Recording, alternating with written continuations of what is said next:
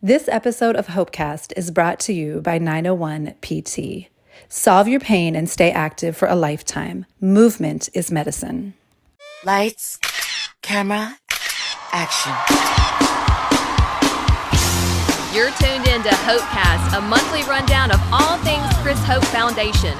Our host, CHF Executive Director Chris Hope and publicist Beth Wilson come together to share the latest news, upcoming events, sponsorship and volunteer opportunities, and so much more. Are you ready? Let's get started. Next, we have nonprofit and charity organizations. Your nominees are the Campbell Clinic Foundation, Chris Hope Foundation, and St. Jude's Research Hospital. And your winner is Chris Hope Foundation.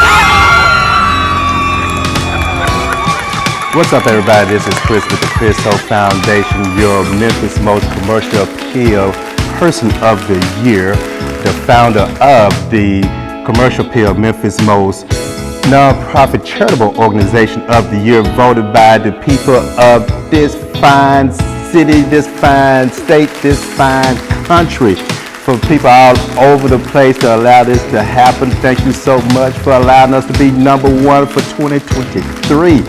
What an awesome privilege to be named the top of, so many wonderful people, because we were able to top great organizations that's known worldwide, like St. Jude's Research Hospital, and of course NBA All-Star, known all over the globe, Ja Morant. So thank you so much for your support to allow us to be the winners of not just one, but two categories. So it means a whole lot. So I celebrate this with you, because without you, this wouldn't have been made possible.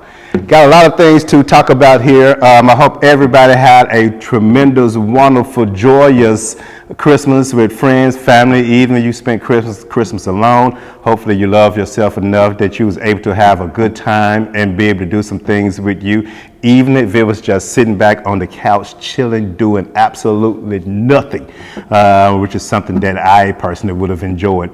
But Merry Christmas to all of you. I know it's probably a day or three late, but Merry Christmas to you. I hope everything went great, and we are approaching another new year. 2024 is right around the corner, and I am very excited about it. But before I get into 2024, we still have to celebrate 2023, because there were a ton of things that were accomplished in this year that wasn't foreseen, which is the case with a lot of things here we do at the Chris Hope Foundation. We just go with whatever the good Lord puts before us to handle.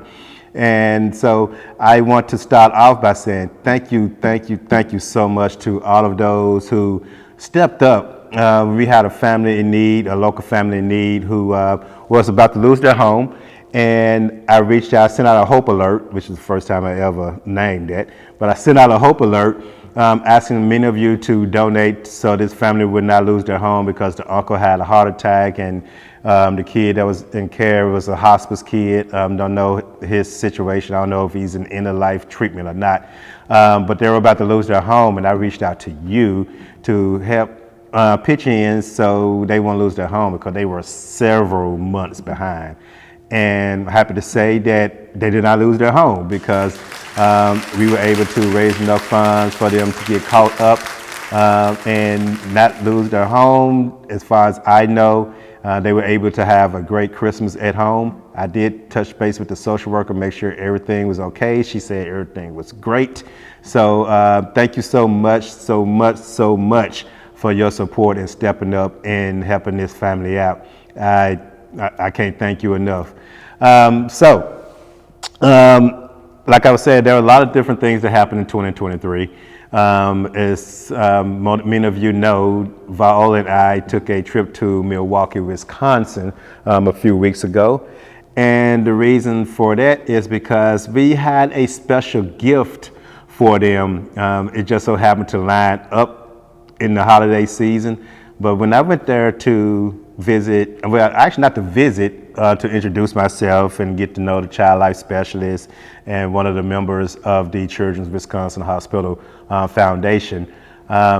Did a tour of the hospital. Very, very nice hospital. I think it has 400 rooms, 400 plus rooms in it. Back when I visited in September, it was under construction, getting some upgrades and some add-ons. So when we went there this year, all of those were done, complete, beautiful, beautiful, beautiful hospital. And I'll tell you about the tour that happened later on. But when I visited in September, I asked the social worker, not the social worker, but the child life specialist, what is the one thing that they would love to have? And immediately she said, I'd like to have an Omni Robot. And of course, first thing that came to my mind was, well, we're not going to be able to get you no robot, because I'm thinking, you know, big robot to do all these different things. But I was wrong. So what this Omni Robot does, it allows the children who are in the hospital rooms but can't come out to participate in things that may be going on downstairs. So with the Omni Robot, they are able to operate it, which is basically a iPad on the pole that has a revolving head on it that goes up and down, that sits on a robotic like dolly. And it is remote control operated from their room. So the robot can be on the first floor and they can be on the 6th floor, and they can actually operate this robot, be a part of the activities. They can talk to anybody that's around them, kind of like FaceTime. They can talk to anybody who's in the room. You can talk back and they can see what you see. And so it's like they are there, and therefore they don't feel like they're excluded from anything that's going on in the hospital. But the cool thing about it also is, say for instance, they want to take it out somewhere, to a Milwaukee Bucks game. They managed to set up a meeting, say with Giannis. They can take this robot to the arena, the locker room, have conversations one-on-one with Giannis. And, you know, they could interact with one another. They can be part of practices or anything. So basically, it's not just limited to the hospital area, but it can go anywhere. I want to say in the United States, but we're going to keep it to Wisconsin for right now. So yeah, so, you know, those who feel cagey and deal with anxiety, this is a great, great thing for them. And it is the very first one in the state of Wisconsin. No other hospital has this Omni Robot, which they named Otis. It's Otis, the Omni Robot. So nobody has this robot in the state of Wisconsin, which means that we were the first to provide it. So you know that is very, very huge. They branded it for us. You can see on the base of it, they have it. This was donated by the Chris Hope Foundation, so that will be there for life, as long as the robot is operable. Our logo will be on that unit so that everybody would know that where it came from and know that we were the first to provide it. So when we were there on the 12th, 13th, they revealed Otis. I haven't said the Omni Robot, but they revealed Otis, and I was able to interact with the first kid to operate it. And I think she may have been, I don't know, 12, 13 years old, give or take. And it was quite the experience. She really enjoyed it. I was told that the remote is like another iPad, but it has the arrows on it where the kid can guide the robot. So it was a great experience. One of the things I learned was it's better to walk in front of Otis and let the child follow you versus you being beside or behind Otis and telling them, okay, I need you to turn a little to the left, I need you to turn a little bit to the right. But if you walk in front of the robot, the child is able to guide it better. So it was great to have that first interaction. We had 3 kids to operate it. The other one was the older guy. He was maybe about 16, 17 years old. So he was able to operate it like a pro. And it was cool to interact with him. Great personality. He was a great kid. I don't know what his name was, but he was great. And the third kid wasn't as, I think they had to operate it for her, but you can see her in the screen. So I think she had the, I don't know, she wasn't, I don't know what her illness was, but she wasn't able to operate it. But she was able to be a part of the event that was going on. I think it was called the Wonderland celebration. I can't remember.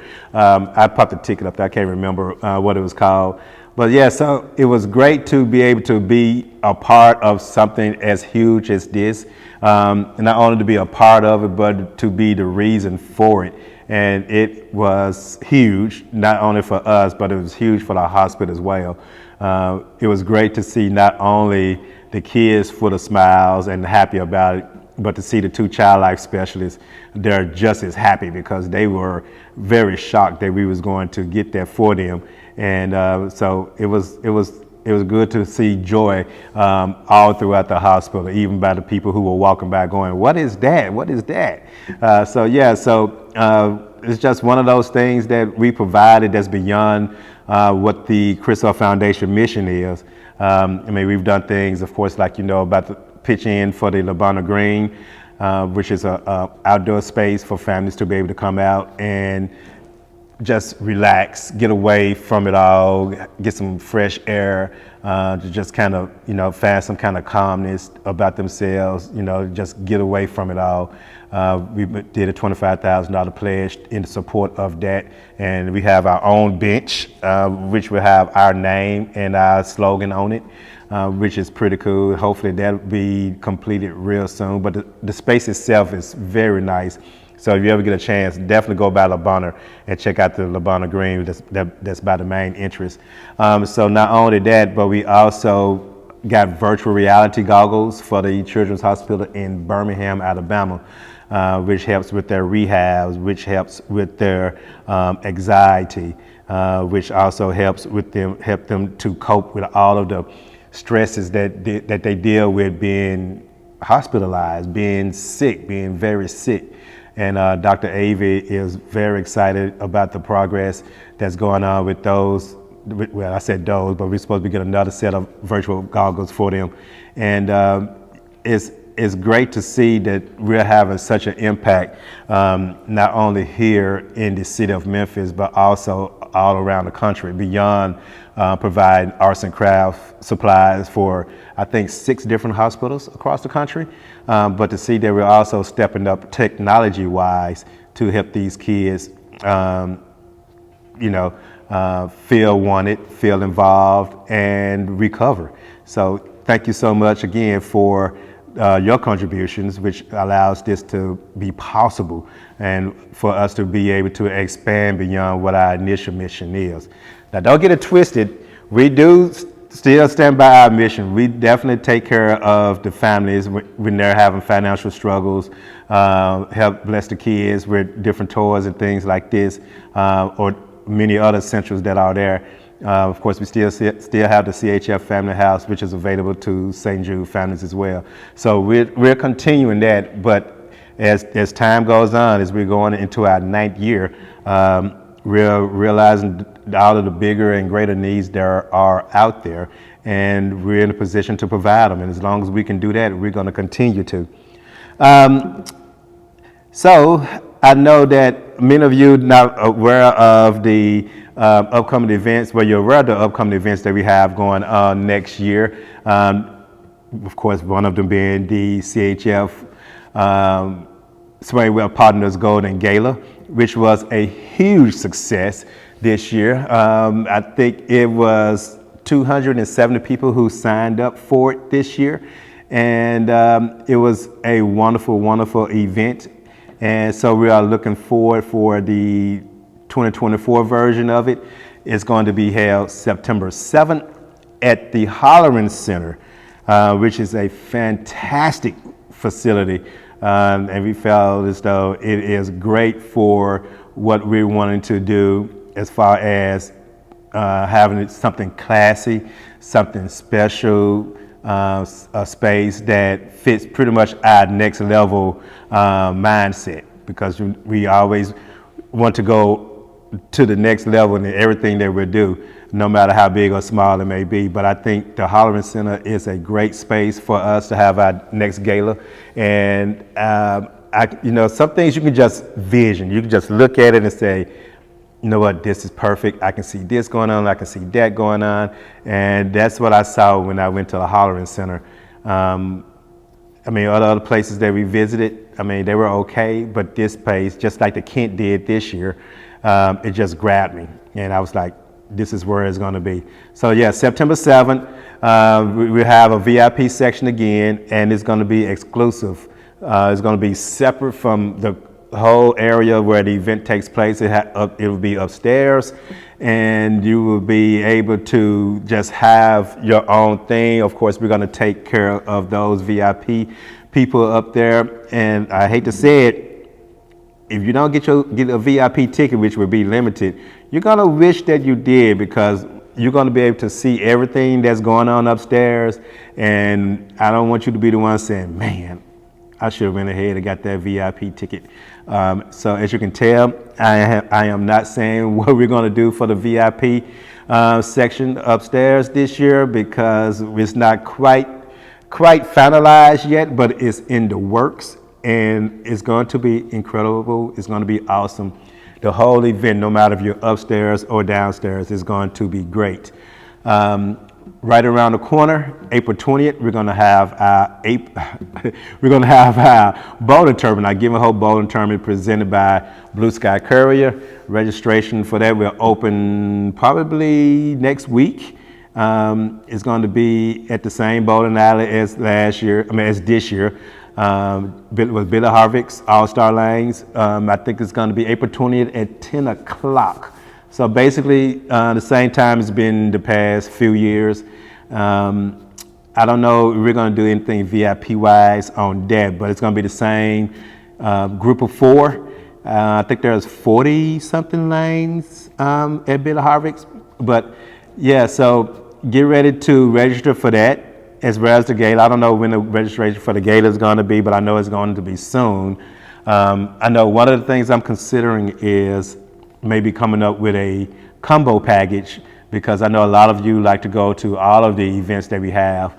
And so I'm thinking about coming up with a combo package that you register for bowling and the gala, and you can get a discounted rate. So therefore you get to save a little bit of money. So we haven't figured all of that out yet, but soon, it's gonna be soon, because January is right around the corner, and I wanna go ahead and get this out there, because the bowling event always sells out. And I think the gala seating is going to have a 200 seat cutoff, which means there are going to be less people at this event. And I want to tell you, I really think this event is going to sell out by April. I think the gala will be completely sold out by April, because with the new board members that we have, which means there's going to be more sponsorships, and of course, with their people and all of those that they know, that means tables will probably sell faster. So I encourage you, if you want to go when registration opens, go ahead and register as soon as possible. Seriously, because I really truly believe, based on the feedback that we have gotten, that this event will sell out by April. So I'm going to make that my goal. So that's the events that we have coming up. I'm really super excited about 2024. I have not gotten what he wants us to do yet, but nevertheless, I'm going to make sure that we're in a position to provide. I am really wanting to do more this year. We've done a lot. I think this year we've raised a record amount of funds, and we also spent broke a record of the amount of funds spent going toward the different causes that we have. Like I mentioned before, we bought the robot. We've increased the number of families that we've helped each month, because it seems like the requests are starting to increase from the different social workers, and that's fine. That's fine. One of the things I can say is we don't say no. I think there's only been once, maybe twice, that we said no, and that was simply because it did not fit our criteria. It was just something that we did not do. But most cases, we say yes to each and every request, and I want to be able to continue to do that for this state, for the 2 hospitals that we have here. as far as the other hospitals across the nation. I have no problem with being able to provide coloring books, crayon, all the different arts and crafts needs that are out there, the Play-Doh, the Uno cards, all those things, because that seems to be a major need all of the time for children's hospitals. And if us doing that, shipping them out to all the different hospitals across the country, then we'll do that, because I mean, it kind of just like put us on the map all throughout the United States. I mean, major or minor, but it's nice to be able to notice that, you know, yes, we provide hope, or I mean, whatever is needed almost to all the hospitals across the nation. I did not foresee something like that happening, and it's good to be able to say that, and it's good to say that we're in the process of doing it. Before I go, I want to give some special love to our volunteers. Let me hit that button right there. I want to give some special love to our volunteers. The number of volunteers that we had be a part of what we do has increased, and I am so thankful for you. I don't know if we ever talked about the CHF Day at Le Bonheur, but in case we didn't, this year was the first year we had CHF Day at Le Bonheur, and it consisted of movie and dinner. We had an outdoor video set up on the Le Bonheur Green, and provided CHF blankets for the families to come out and enjoy a movie out there on the lawn. And I tell you, the weather was perfect for this day. It was perfect. It was the best day to have this event, and it was great. It was wonderful. We had food brought in from One and Only Barbecue, so families at the hospital can come down and grab some dinner. And if they weren't able to leave the hospital room, there was dinner sent up to them. So basically, we fed the entire hospital on that day, and we had tons of giveaways, tons of toys, tons of games. We had snow cone machine. Thank you, Jen, for that. We had popcorn. We had chalk. Tons of people were drawing on the sidewalks with the chalk, but it seemed like it was more adults doing that than kids. I thought I found that interesting, but it goes to show it's something for everybody. But CHF Day at Le Bonheur was tremendous, and I believe that's something that we're going to do every year. I think it's going to be a new annual event. Again, something that we didn't foresee that had a very huge impact. So I brought that up because the volunteers for that event was, I mean, off the chain. We had red shirts everywhere. We didn't fall short anywhere during that event, and because of the volunteers who came out to be a part of it. So I want to thank each and every one of you who came out and took place in that. Thank you so much.